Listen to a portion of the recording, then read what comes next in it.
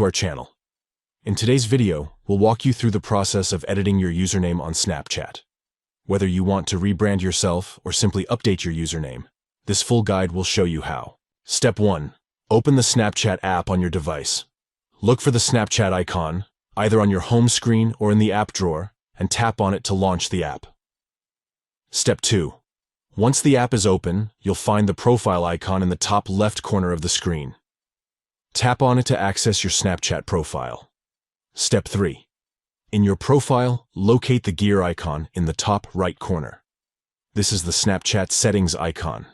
Tap on it to enter the settings menu. Step 4. Inside the settings menu, scroll down until you find the username option.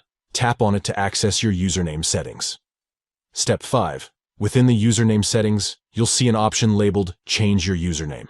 Tap on it to proceed with the username change. Step 6.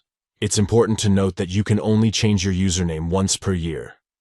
So choose your new username carefully and make sure it reflects your desired identity.